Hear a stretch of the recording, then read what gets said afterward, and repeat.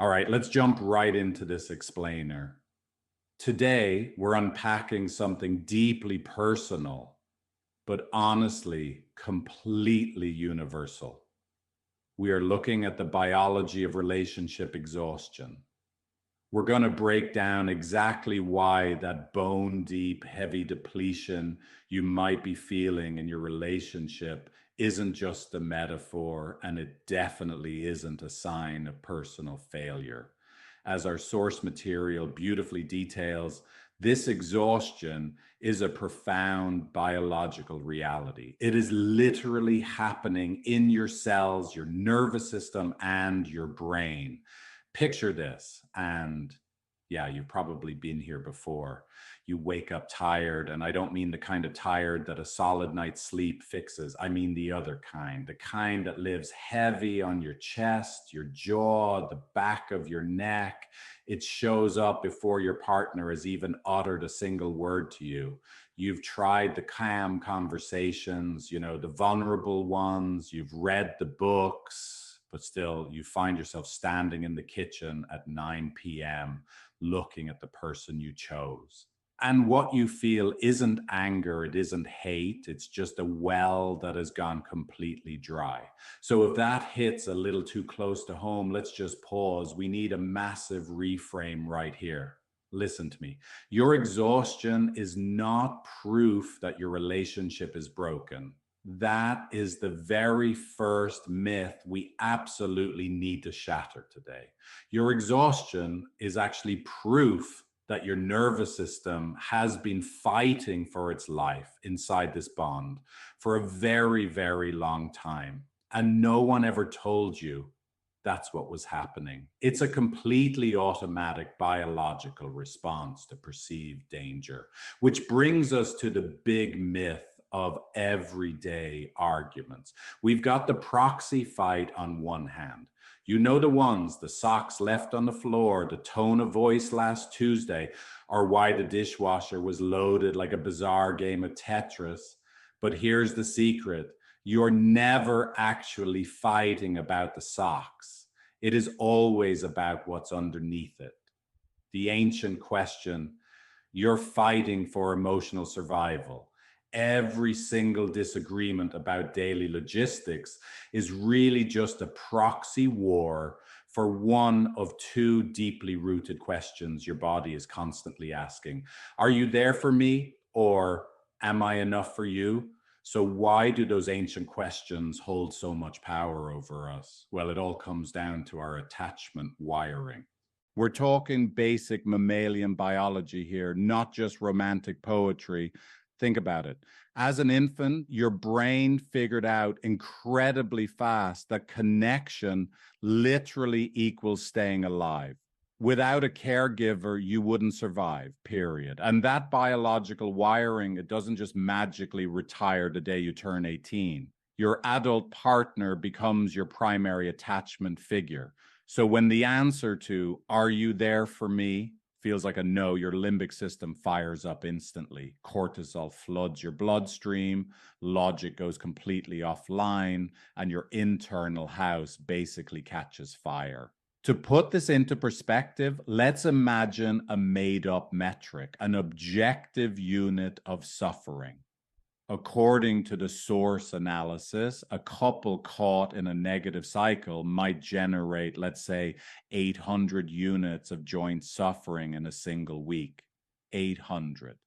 Imagine 800 units of pure stress, fear, and misunderstanding just flooding your home week after week. It is a staggering amount of invisible weight to carry around. No wonder you feel physically exhausted, right? But here is the absolute tragedy of all that pain. You're both trapped in separate bubbles of suffering. You're in yours, your partner's in theirs, and neither of you can see clearly through those walls. You are both actively drowning. And because of how our brains process threats, you both firmly believe the other person is holding the hose. This profound isolation isn't just sad, by the way, it's chemical. The very bond that is supposed to regulate your nervous system has become the exact thing dysregulating you the most, forcing your body to pump out stress hormones 24 hours a day. And this kicks off a chaotic, exhausting treadmill, what our source calls the waltz of pain. It goes like this. Step one, you feel hurt inside because a certain flavor of love is missing. Maybe you feel unseen or unprioritized. Step two, you protest, you criticize, you demand, maybe you ice them out, or you send that long paragraph text. Step three, your partner gets hurt by your protest because underneath your words, all they hear is that they're failing you. And step four, they protest their pain the only way they know how, by defending, withdrawing, or shutting down completely, and round you go. You both think you're throwing water on the fire, but you are literally pouring gasoline on it. Okay, let's break down the roles we play in this miserable waltz. First up, the burnt out pursuer or the relentless lover. If this is you, you are the emotional reacher. You've tried everything to close the gap. You've explained, cried, pleaded until you had absolutely nothing left. But here is the tragic miscommunication. When you finally express your exhaustion and say something like, I am so hopeless and alone, you think you're sharing raw vulnerability. But your partner, they don't hear a plea for connection. Because of their own wounds, they hear a nuclear strike of disappointment. All they hear is, you are a failure. Now let's flip it and look at the other side, the overwhelmed withdrawer or the reluctant lover. If you are the emotional distancer in the relationship, your exhaustion is just as biological and just as real. You aren't withdrawing because you're cold or uncaring. You're withdrawing because it hurts to constantly feel like a disappointment. You're basically suffocating under an ancient fear of shame that has a gravitational field all its own. Deep down, you carry this terrifying belief that you'll just never be enough. And your distance is simply a self-defense mechanism to survive that overwhelming wave of shame. And as if the present moment wasn't exhausting enough, your brain literally has a biological time machine. Seriously. Let's say back in 1993, you experienced a childhood threat where emotional withdrawal meant total isolation or even annihilation. Fast forward to 8:50 p.m. tonight. Your partner pulls back mid-argument. By 9 p.m., your limbic system time travels. It does not know the difference between a real threat from childhood and a pause at the kitchen counter today. It just floods your body with cortisol because you're burning energy fighting a historical threat from 1993 right through the body of the person standing directly in front of you. Wild, right? I know this sounds heavy, but amidst all this biology, I've got some incredibly good news for you. We really need to distinguish between being depleted and being broken. A broken relationship has a fractured foundation. Think unrepaired betrayal or sustained cruelty. But a depleted relationship, that just means the gas tank is empty. It's a result of an unbroken negative cycle, sure, but the love and often the genuine liking of each other remains right there underneath it all.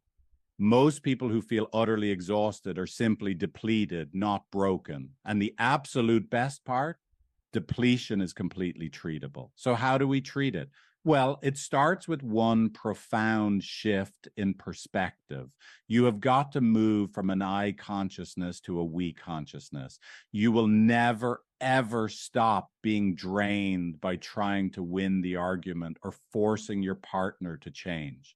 You stop being drained the exact moment you realize the enemy is the loop. It is not your partner.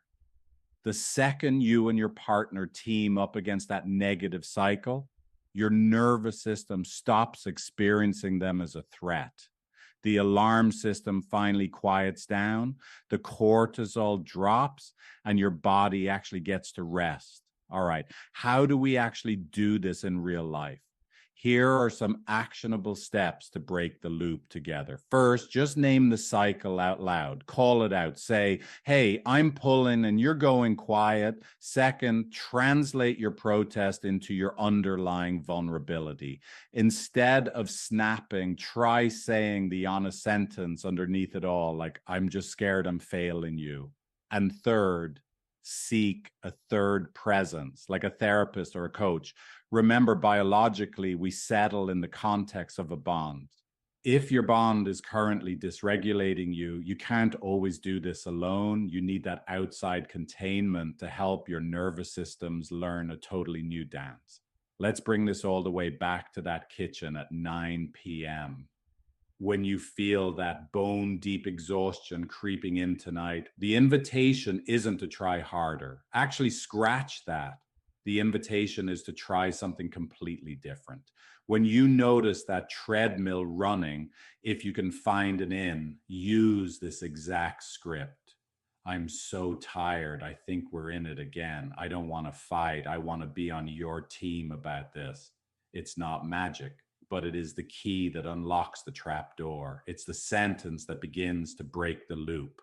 Which brings us to our final thought for this explainer and a direct challenge to you.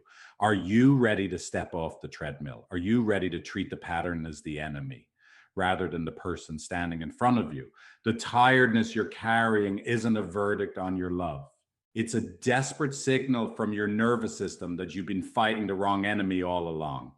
So next time the argument starts, ask yourself, are you going to keep pouring gasoline on the fire, or will you finally team up and point at the loop together? The next move is entirely up to you. Thanks for joining me today. If you want to work on this for real, try Figlet, my AI relationship coaching app. You can start for free, no credit card needed, at figlet.empathy.com.